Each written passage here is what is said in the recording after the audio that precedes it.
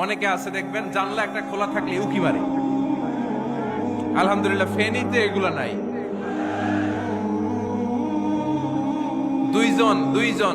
দুইজন ওদিকে কি যেন বলতেছে, উনি আড়ি পেতে কথা শুনে। আছে না নাই? ছিদ্র একটা থাকলে উকি মারে। আছে না নাই? খবরদার, ওয়ালা তাজাসসু, গোয়েন্দাগিরি করো না।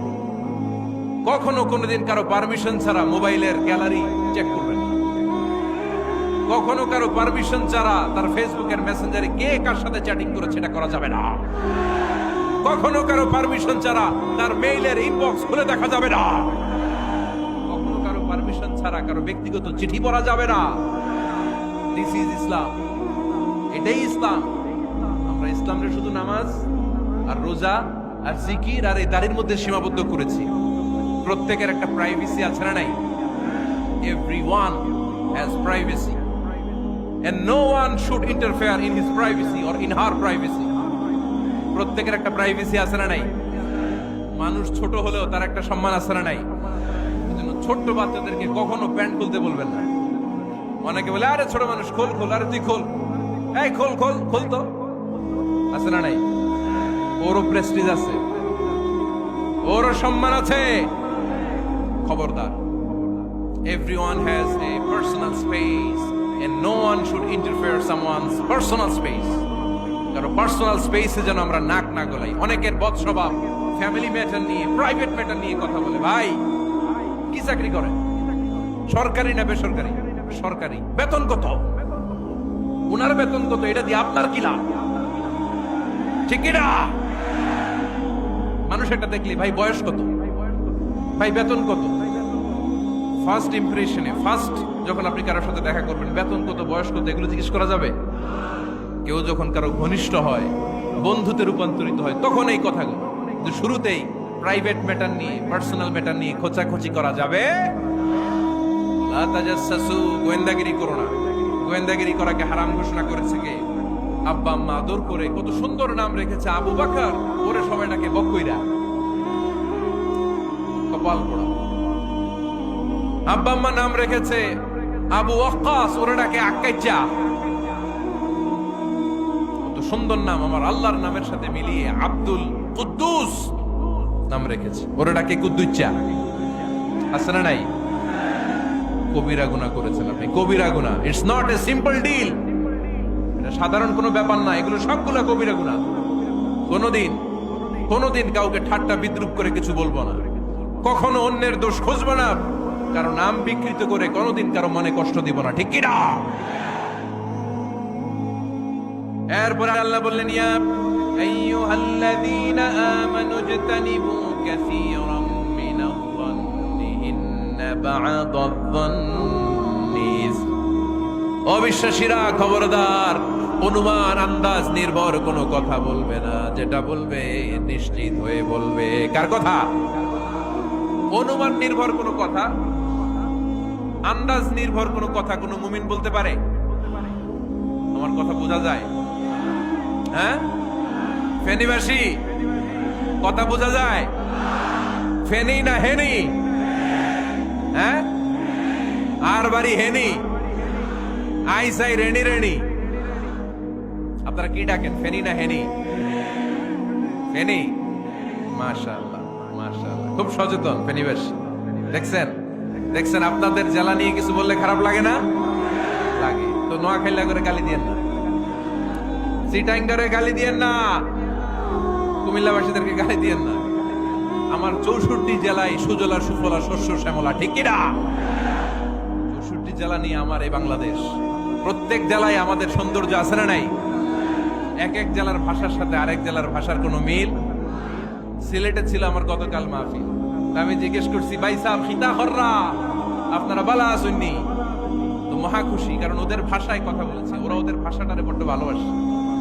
আমরা প্রত্যেকে আমাদের প্রত্যেকের জেলাটারে বড্ড পছন্দ করি। ঠিক কিনা? ইজতানিবু কাসীরাম মিনায-যন্ন, আন্দাজ অনুমান নির্ভর কথা মুমিন কখনো বলতে পারে? এজন্য আল্লাহর হাবিব বললেন, ইয়াকুম ওয়ায-যন্ন ফাইন্নায-যন্না কাযাবুল হাদিস। খবরদার, তোমাদের উচিত আন্দাজ অনুমান নির্ভর কথা থেকে বেঁচে থাকা। কেননা অনুমান করে কথা বললে পাপ হয়। অনুমান করে কথা বললে কি হয়? আজকে থেকে আমার ফেনীর সোনার টুকরারা অনুমান করে আন্দাজে কোনো কথা বলবো আমরা? বলবো না। ধারণা করে কিছু বলবো না। আর ধারণা করলেও ভালো ধারণা করবো। কি ধারণা? রাস্তা দুইটা, একটা পজিটিভ আর একটা নেগেটিভ। মুমিন পজিটিভ ধারণা করে, মুমিন কখনো নেগেটিভ ধারণা করে না। তাহলে কোন দিকে যাব, পজিটিভ না নেগেটিভ? আওয়াজ করে, পজিটিভ না নেগেটিভ? যারা মুনাফিক এরা ইয়াত্তাবিউনা ইল্লা যান ওয়া ইন্না যান্না লা ইউগনি মিনাল হাক্কি শাইআ। যারা মুনাফিক এরা আন্দাজ অনুমান নির্ভর মানুষের ব্যাপারে কথা বলে। আর আন্দাজ অনুমান কখনো সত্যের বিকল্প হতে পারে না। আন্দাজ অনুমান কখনো সত্যের বিকল্প হতে পারে? এজন্য দৃষ্টিভঙ্গি বদলান, জীবনকে বদলায় দিবে কে? আমরা কখনো কোনো নেগেটিভ কথা বলবো, অলওয়েজ পজিটিভ। অলওয়েজ কি? এই যে আমার হাতে কি দেখা যায়? পানির বোতল, তাই না? এখানে অর্ধেক পানি ভরা আছে। কাউকে যদি প্রশ্ন করি, ভাই কি দেখতে পাচ্ছেন, একদল বলবে এখানে অর্ধেক বোতল খালি দেখা যায়। উত্তরটা সঠিক, আসলে বোতলের অর্ধেক খালি। আবার এদিকে আরেকজনকে বললাম, ভাই এখানে কি দেখা যায়? বলবে হুজুর বোতলের অর্ধেক পানি ভরা। এটাও সঠিক উত্তর। প্রথমটা ছিল নেগেটিভ উত্তর, দ্বিতীয়টা পজিটিভ উত্তর। ঠিক কিনা?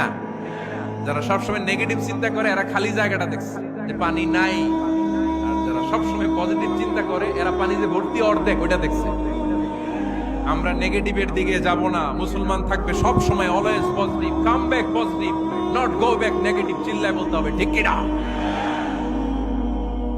কখনো আন্দাজ অনুমান নির্ভর আমরা কিছু করব। একেবারে শেষের দিকে চলে আসছে। একে অপরের গীবত করো না, ব্যাক বাইটিং, চগলখড়ি। আলহামদুলিল্লাহ ফেনীতে এগুলো নাই। চায়ের দোকানে বসে এর কথা ওর কানে, ওর কথা ওর কানে বইলা সমাজে একটা গিরিঙ্গি লাগায়। আসরা নাই? আল্লাহর হাবিব বললেন, আতাদরুনা মাল গীবা, গীবত কারে বলে জানো নাকি? সাহাবীরা বললেন, আল্লাহু ওয়া রাসূলুহু আ'লামু, আল্লাহ আল্লাহর রাসূল ভালো জানেন। বিশ্বনবী বললেন, যিকরুকা আখাকা বিমা ইয়াকরাহু, তোমার কোন ভাইয়ের অনুপস্থিতিতে তার ব্যাপারে এমন কোন কথা বলা যেই কথা শুনলে সে মনে কষ্ট পাবে।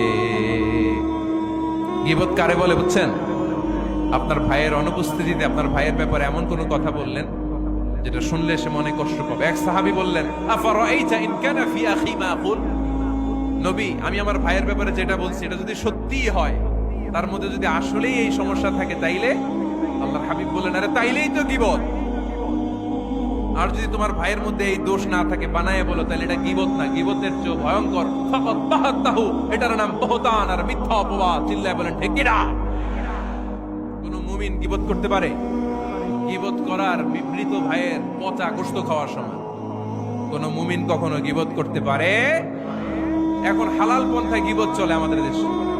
কিভাবে জানেন? কথা শুরু করে এইভাবে, কথা বললে তো গীবত হয়ে যায়, বললে তো গীবত হয়ে যায়। তারপরেও বলি একটু, আছে না নাই? হালাল পন্থায় গীবত কি কমু ভাইজান? বললে তো গীবত হয়ে যায়। হালাল করতেছে, এটা হালাল হালাল হালাল না। বললে যদি গীবত হয়ে যায় তো বলবেন কেন? থামেন। কোন মুমিন কখনো গীবত করতে পারে?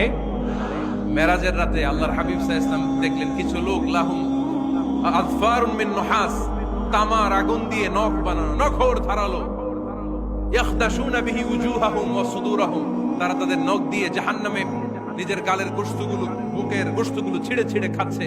আর তাদের ব্যথা যন্ত্রণা দেখে পুরো জাহান্নামের অন্য লোকরা থারথার করে কাঁপছে। আল্লাহর হাবিব বললেন, ইয়া জিবরিল মান হুম মান হাউলা, এরা কারা? সাইয়েদনা জিবরিল বললেন, হুম আহলুল গীবাতি মিন উম্মাতিক, এরা আপনার উম্মতের মধ্যে চায়ের দোকানে বসে বসে যারা গীবত করেছিল তারা। এজন্য কোন মুমিন গীবত করতে পারবে? অন্যের গীবত আমরা করব না। দোষ খুঁজলে নিজের দোষ খুঁজবো।